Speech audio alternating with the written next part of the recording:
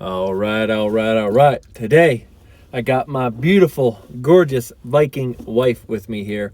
We are in Eleanor right now in the middle of the desert. We're going to have some fun driving around here in a little bit, but I wanted to film this video here for you. When it comes to your manifestations, the one thing that you're doing wrong is you aren't embodying the feeling already. So, this car here, Eleanor, 68 fastback, it's amazing, it's thrilling, it's a 6-speed manual, it's fun, it's exciting. It's the feeling of excitement. I mean, the car itself is beautiful, but we love it because it's exciting and fun. But maybe you can already embody that now. Have you ever thought about that?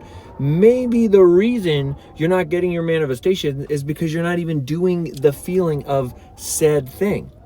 From day one, since we've been married, our life has been absolutely abundant, but abundant in all things. It's been wild. It's been ups and downs. It's been challenges. Yeah, lots of challenges. We're like, but those are the most important moments. Yeah, 100%. I feel like, don't want to say it like this, but I feel like we are addicted to challenges in a sense. We really like that. Well, if they're gonna bring themselves to us, then we'll happily accept. Absolutely, 100%. And that's the mindset you got to start to think about. If you're wanting to manifest an SP and love, you got to love yourself first. You got to feel confident in yourself. You got to be radiating love. I work with so many clients where in the beginning, they want this SP, but they, for instance, I work with a lot of female clients, my goddess clients, and a lot of them feel like, oh, well, all men are this way, or men are terrible, and my ex was a narcissist, and he was this way, that way. And the problem is, if you believe that, if you're creating that, then you're not actually living from a place of love. You know what I mean? Again, yeah, certain people are really bad, absolutely. But we got to be able to move past it and just be like, nope, that's that one person. Not everybody is like that. I live in a world where everybody is loving, where everybody is abundant, where everything is amazing. That's the mindset that you have to have, because then you are living in the frequency of it. Wouldn't you say? Yeah, you have to embody it. All the way. It's like, even, I talk about and I teach black cat energy, or being, in your divine masculine energy, divine feminine energy, and she's in her black cat energy. Always. All the way. It's not even us. It's like second nature. Yes, 100%. Don't you feel like when it comes to black cat energy, it's 100% just a feeling, isn't it? Like just a frequency? Well, yeah, it's really just more you're focused in on yourself. And when you do that, you're taking all that energy, you're drawing it in. And then just because you're harboring all of it, it's like a magnet, and it draws people in. Sometimes people you want, and then sometimes people you don't want. So, but still, it's drawing you in. But the main thing is that you're never giving out the energy. People should be kind of like feeding you the energy when you are in like a black cat mode. You're supposed to be receiving. And yes, you give or whatever, but like, it's more you're being adored and stuff like that, and then you're reciprocating in the appropriate ways. Yes, 100%. Yes. That's it. Like what she said there is 100% true to black cat energy, and 100% true to energy itself. You have to be in that place. So many of you watching right now, I guarantee your biggest thing is, oh, I can't afford this. Oh, this is bad. Oh, that's bad. Oh, everything's a scam. Everything's hard. You're listening to all the other freaking NPC mindsets out there. I want to try to be as nice as I can within that, but it's like you keep listening to every average Joe saying how hard it is and how bad this is and everything's unfair and this, and that. Like, is that what you want to be? Do you want to keep being that? If that's the case, then go right ahead. You're doing a great job. But if you want to realize you can do anything, but you got to be it. Think about, best example here is a movie, as a character, okay? Marvel movies, my favorite. Let's think about Robert Downey Jr. being Iron Man. He has to become Iron Man. We're not even watching Robert Downey Jr. We are watching Iron Man.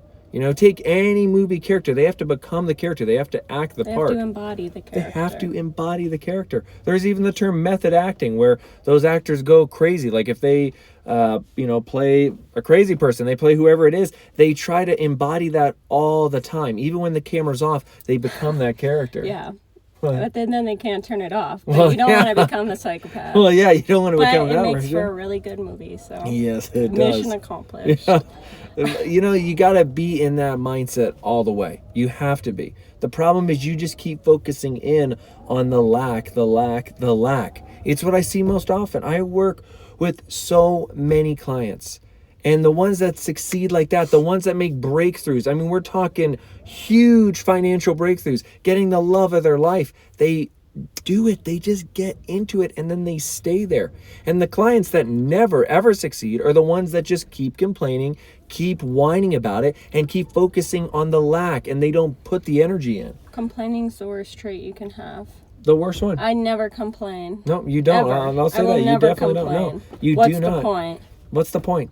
Complaining. I'm only attracting more of that complaint into my life. 100%. Complaining and worrying. It's kind of the same thing. Mm-hmm. Worrying doesn't get you anywhere. I used to be a bad worrier. Yeah. Well, I think everyone to some degree can be there. I always thought our house was going to be burnt to the ground for no reason. You did. And I was like, I had gosh. this horrible sinking feeling it's going to be gone. I'm not going to see it. And I'm like, you be careful. And I would see smoke in the air, and I'd be like, oh my God, there's a house. So context, when we were at a point where we were homeless, we were living really rough, and then we went to just a little bit better living in a shack that we built. But then even with that shack, and then eventually we built like a nicer shack house.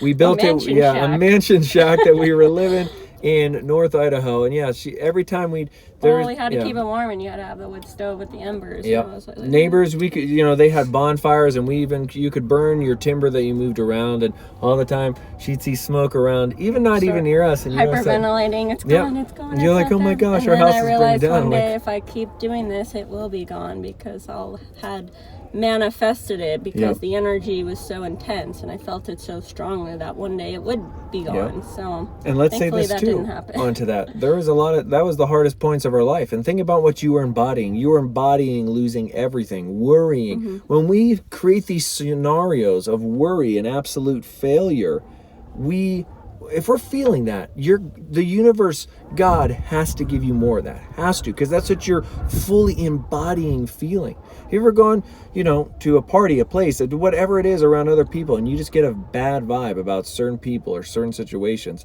That's exactly what's happening. You are tapping in to those feelings. Go for it. What are you going to say? Sometimes when that would happen to me, I would think, oh, it's just my mood. It's me. I'm just in a bad mood. But I've realized over time, no, it's not me.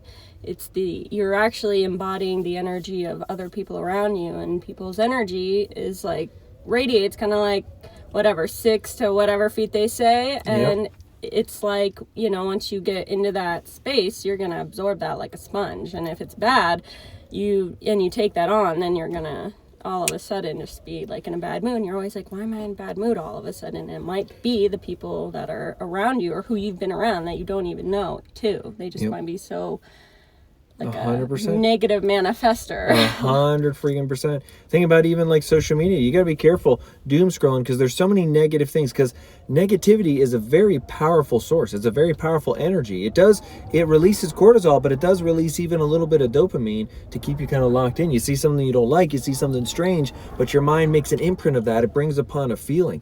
And if you stay in that place, it is not good. It's very, very bad to be too much in the frequency. Ruminating on it. Yeah, absolutely. So from this video here, now, you've heard it a million times. This has to be the final time that it clicks in your mind. You got to stop complaining. You got to stop worrying. You got to stop creating that which you don't want. You need to start creating and feeling that which you do want.